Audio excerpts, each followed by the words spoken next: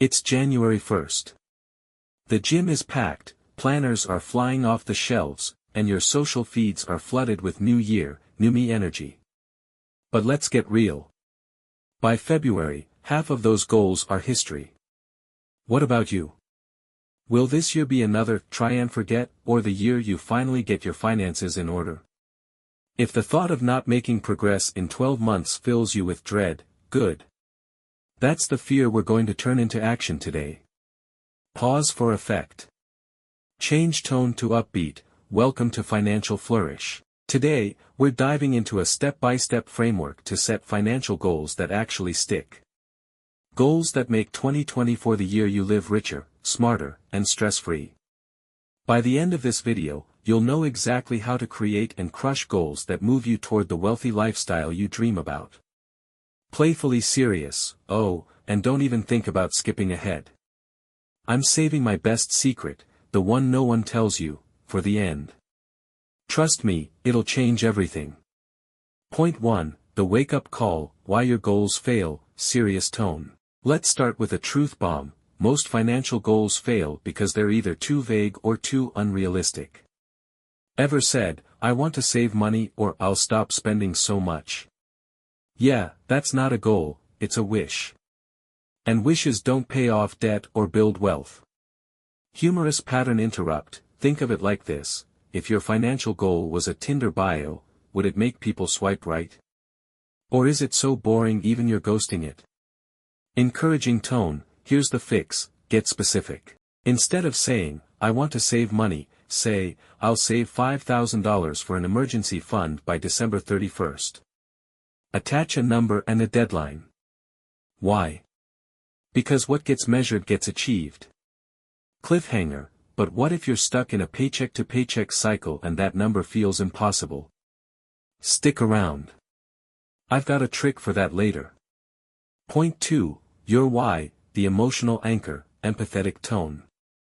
Now let's dig deeper. What's your why? Why does reaching this goal matter to you? Because if it's not tied to something you care about, it won't survive your first impulse purchase on Amazon. Pause. Reflective tone. Imagine your future self, a year from now. Are you smiling because you finally took that dream vacation? Or relieved because an unexpected expense didn't send you spiraling into debt? That's your why. It's the emotional fuel that keeps you going. Pattern interrupt. Quick check. Did you just open a new tab to look at flights to Bali? Focus. We're building the foundation first. Transition to urgency. By the way, without a strong why, your goals are like New Year's resolutions at the gym, abandoned by February.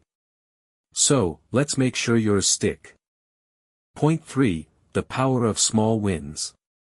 Here's where the magic happens: small, consistent wins. If saving $5,000 feels overwhelming, break it into bite-sized pieces. That's $417 a month or just $14 a day. Suddenly, it feels doable, right? Light-hearted humor, that's less than a Starbucks habit. And if you're thinking, but I need my oat milk latte, remember this: sacrifice now, sip later. Luxury tastes better when it's guilt-free. Transition to excitement. Every small win builds momentum. And momentum? That's how you turn a goal into a lifestyle. But what about those unexpected curveballs? Let's talk about the safety net you must have next. Point 4, the non-negotiable emergency fund. Let's be clear, an emergency fund isn't a nice-to-have, it's a must-have. Without it, one surprise car repair or medical bill can wipe out months of progress. Picture this: you're crushing your goals, and then, bam! Your car breaks down. No emergency fund. Now you're choosing between maxing out a credit card or borrowing from your future self. Neither option feels good, right? Reassuring tone, but with even $1,000 in savings, that same crisis becomes a minor inconvenience. Start small. Save $500 first. Then build up to 3 months of expenses. You'll sleep better at night, trust me. Point 5. Automate everything, the lazy genius move, authoritative tone. Here's the secret sauce: automation. Automate your savings, your investments, even your bills. Why? Because humans are terrible at sticking to manual habits. Humorous pattern interrupt. Think of it like this: automation is like putting your finances on autopilot, except there's no annoying flight attendant reminding you to fasten your seatbelt. Cliffhanger, and if you're wondering how to prioritize savings versus debt, hang tight. I'll break that down next. Point 6. Balancing debt and savings, practical tone. Debt or savings first? Here's the rule of thumb: if your debt interest rate is higher than 6 to 7%, tackle that first. Otherwise, build your emergency fund while making minimum payments on debt. Relatable humor: high-interest debt is like a toxic ex. The longer you keep it around, the more it drains you. Time to cut ties. Encouraging tone: remember, progress isn't linear. It's okay to adjust as life happens. The key is consistency over perfection. Act 3, the call to action, inspiring tone. Now you have the blueprint to set and crush your financial goals in 2024.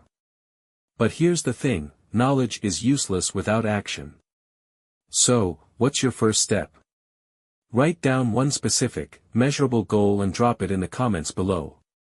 Let's hold each other accountable. Tease next video, and if you're wondering how to invest your savings to build wealth faster, check out my video on Investing for Beginners, your roadmap to financial freedom. It's packed with actionable tips to grow your money. See you there. Until next time, let's keep flourishing together.